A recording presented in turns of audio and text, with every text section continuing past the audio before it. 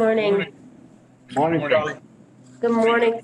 So this is the Stockbridge Bowl Stewardship Commission meeting for Friday, October 15th.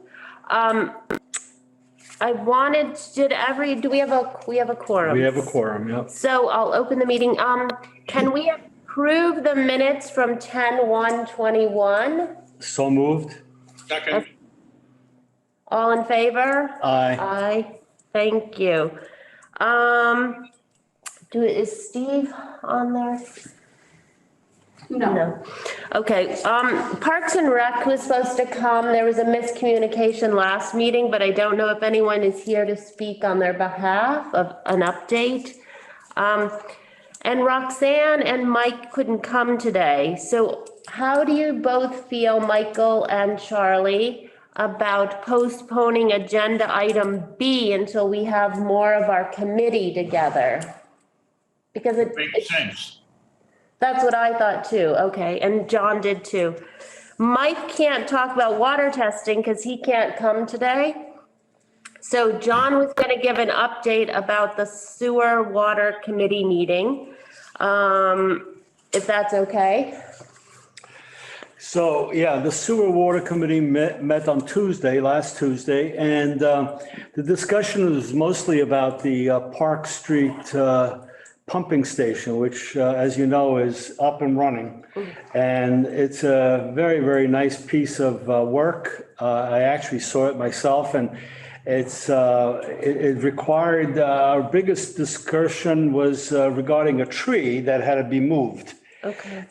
So we were going to talk to the select people and see about how we get the tree service to approve that, because a tree has to be moved, and accordingly, we need to have the clearance.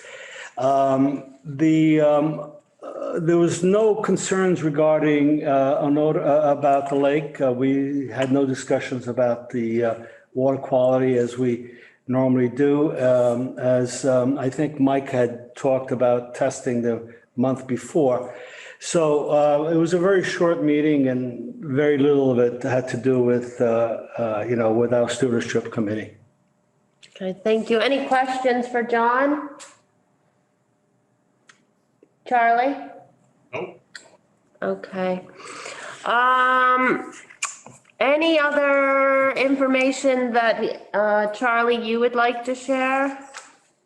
Yeah, I think there have been some interesting things that happen. I think the committee should be aware of this. There was a potential cyanobacteria bloom on Laurel Lake. It's true, yes. And it was reported by someone who was a scientific investigator, actually, and he said there was a possible bloom. So Jim Willis attempted to contact the state, and unfortunately, the state didn't have anybody available to be contacted. He kept trying to contact, didn't get any feedback for a week, at which point he was told that the state was changing its previous policy. It used to be the case. So, for example, when the bowl had its bloom a couple of years ago, we called up the DPH, and the DPH came out. They took pictures. They had somebody taking a look at it, and they said they thought it was a cyanobacteria bloom. They recommended to the local board that we close down the lake temporarily, that we issue an advisory pending their testing of the water, which takes a couple of days at least, and maybe a week. They're not going to do that anymore. So what they're going to do is they're going to rely on the local boards in Tri-Town to look at the lake, take pictures. We can forward the pictures on to them, but they're not going to give us any feedback reliably on that. And so we'll have to make a decision about whether to issue an advisory without them having come out to look at it. They will eventually come out to test the water. We don't know exactly what the time frame is for that either. Now, understand the DPH is the same department that manages the coronavirus epidemic in the Commonwealth. So it's possible that this kind of logjam is going to be a temporary phenomenon. But I do think we have to anticipate that this may be a permanent thing. So we're going to be discussing this idea in more detail and eventually try to develop our own procedure, again, with as much state support as we can, to evaluate this, because we do not want to be issuing advisories unnecessarily. And we don't want to miss issuing an advisory when it should have been done. So, and if we do issue an advisory, we want to make sure that the advisory is done. Any advisory, the way the state generally recommends it, if you think there's a bloom, generally speaking, you issue the advisory and you get right on it by testing the water. And you need to have they test the water for the numbers of cyanobacteria per cc. They test it for the known cyanotoxins, mycotoxin, microcystin, and aphanizomenon, I believe, is the other toxin they'll test for. And they'll also test for, what else do they test for? That's what they test for. So they'll test for that, and they'll give these tests back. Usually within the week, we'll get a test back. And if we have 2 subsequent weeks that are negative, that don't meet the specifications, 70,000 bacteria per cc, or depending on the toxin, the level of toxin that's going to be significant, we can remove the advisory. And that's we'd like to do that forthwith. But this is going to potentially give us some kinds of delay in going through that whole process. And we're going to work on this a little bit now and figure it out a little bit more detail so we can minimize the dead time between potentially issuing an advisory and lifting it if it wasn't necessary in the first place. Sometimes advisories are conscientiously applied, and it turns out they weren't necessary, or they were conscientiously applied and the thing goes away pretty quickly. We want to make sure that we can get rid of the advisory once we put it in place. And first of all, we want to make sure we don't put any advisories in place that we don't have to, but I think you can understand the situation there. So I just want everybody to be aware that there's a process that we're sorting out now a little bit that's slightly different from before.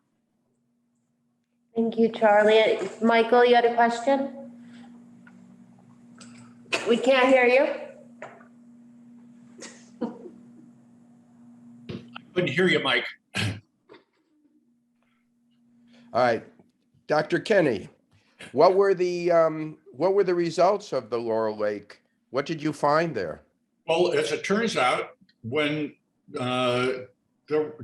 whatever the person had observed was no longer observable. So there wasn't any reason to do anything. So that didn't pan out at all. The major upshot of the whole thing was what I said. In other words, we realized the significant change in the way the DPH was handling this, that their communication speed of return communication, instead of getting back to us the same day, it took a week to get them to come back. And hopefully that will be able to speed that up so it isn't so slow. But they're putting a lot more of the burden on us, just as the governor actually has with the coronavirus. The governor really hasn't given much in the way of support like the governor did originally when it was first coming out. So we're developing strategies there too. But as far as coronavirus is concerned, that's another issue, and it's not so relevant to the lake. But the cyanobacteria, I think it's a very important thing that we do this in an efficient way. Yeah. Go ahead, Michael. When you got that report from the investigative, whatever that you said, I don't remember in an email, I saw it.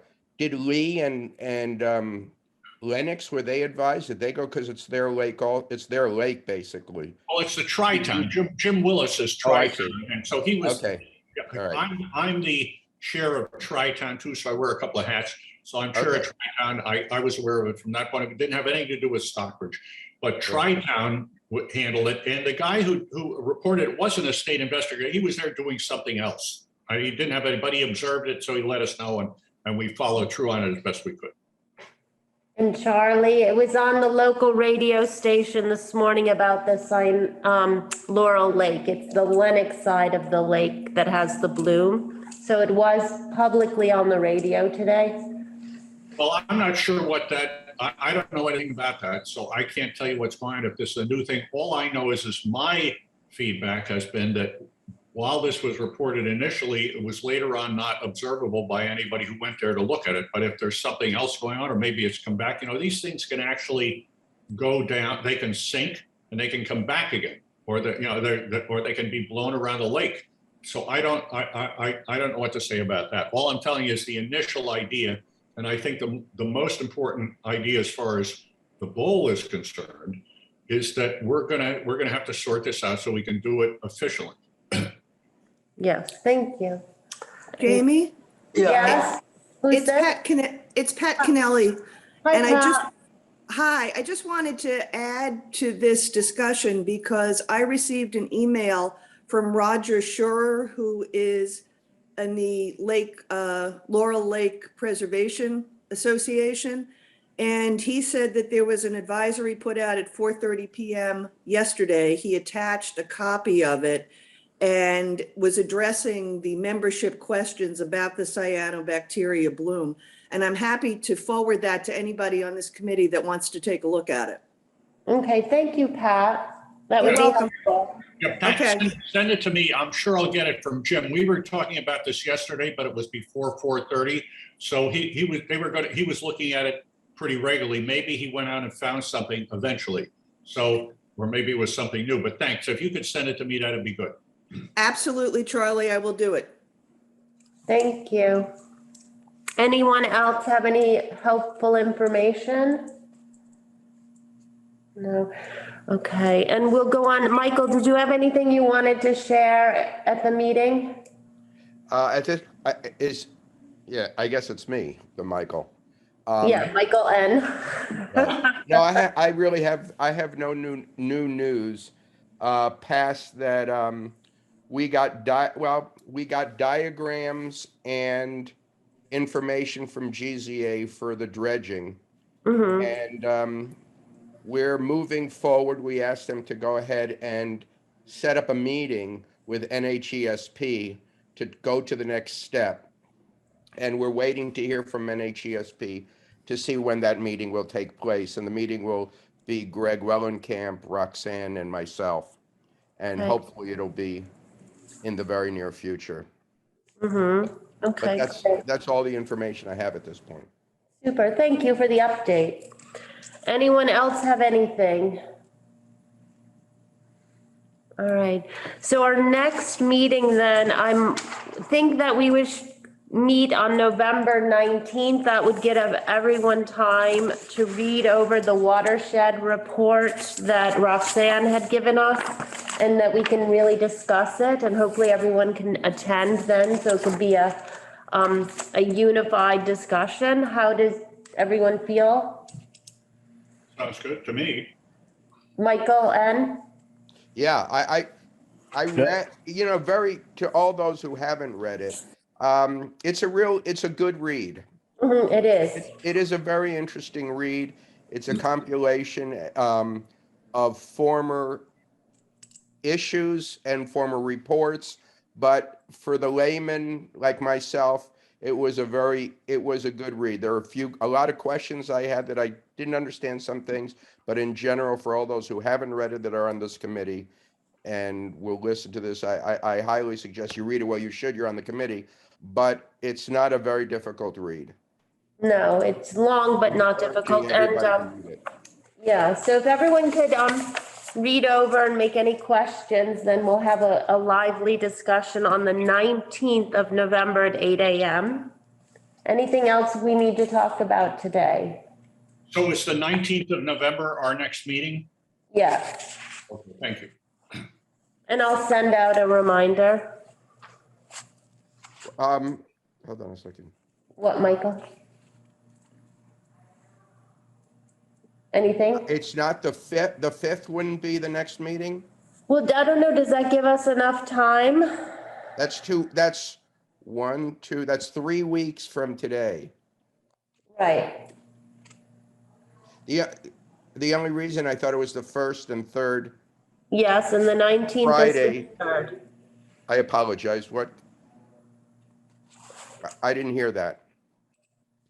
Okay, my thinking is that we had 2 meetings this week and we've only had a handful of us show up. So I'm thinking that attendance is down, that if we're going to have our whole committee, I don't want to push I thought that would give time for everyone to come, to be able to be available. Well, I'm just saying it's 3 weeks, which my suggestion is to put it down for that, to keep the rotation as it should be.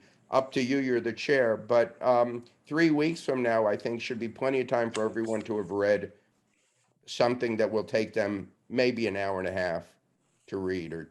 The other thing we should, can I say something? The other thing we should think about is we're going to be going on a monthly meeting.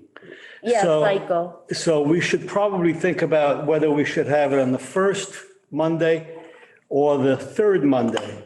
And that's why I think if we were to do it the 19th, it'll give us the third, I think the third Monday works better than the first Monday, only because, Do you mean Friday or Monday? Are we going to Monday? I'm sorry, I'm talking about Fridays. I meant to say We Friday. usually meet the first and the third Fridays, but we are going to start as winter is coming once a month for the winter. It's in the bylaws, it's in the way the meeting is set up, the commission is set up. So we are going to now transition into our once a month. So November would be the beginning of the start of our transition. So we have to pick the first Friday or the third Friday, but there's a lot of holidays near the beginning of the month, like in January, December. So my thinking is we should meet the third Friday to avoid holidays.